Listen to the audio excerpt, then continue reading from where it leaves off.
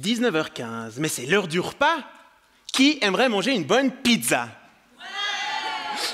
D'ailleurs, ça me rappelle ma meilleure amie d'enfance, Nina.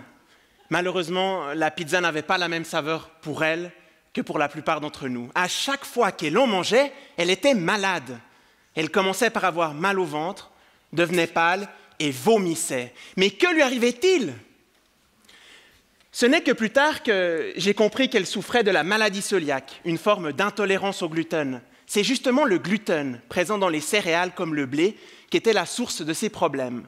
En fait, son système immunitaire avait appris à surréagir en présence de gluten, entraînant une destruction douloureuse de son intestin. Nina n'est de loin pas la seule à souffrir de cette maladie. Elle touche 1% de la population, soit 3 personnes parmi vous, et peut-être même 4 d'ici quelques années.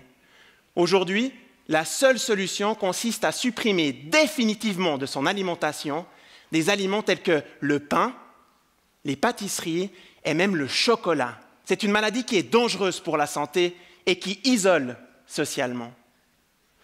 Mais est-ce qu'il existe un traitement alternatif au régime sans gluten? Eh bien, c'est là le point de départ de ma thèse. Je cherche à réapprendre au système immunitaire à tolérer le gluten. Je m'intéresse à des cellules qui patrouillent dans le sang, les cellules T régulatrices. Elles sont en quelque sorte les Sherlock Holmes de notre corps.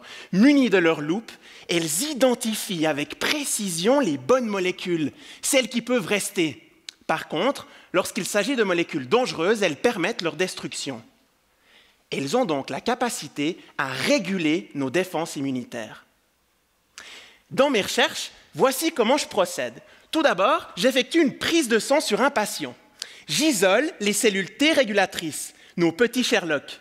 Puis, j'utilise des ciseaux moléculaires, aussi appelés CRISPR-Cas9. Ces ciseaux me permettent de couper l'ADN des cellules. Puis, je leur insère le gène qui leur permettra de tolérer le gluten.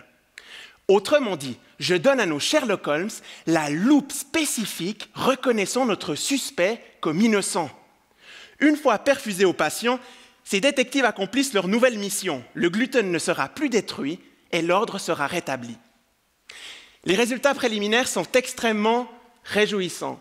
J'arrive à supprimer la réponse immunitaire contre le gluten en laboratoire. C'est un immense espoir de déboucher d'ici quelques années sur un nouveau traitement. Élémentaire, mon cher Watson.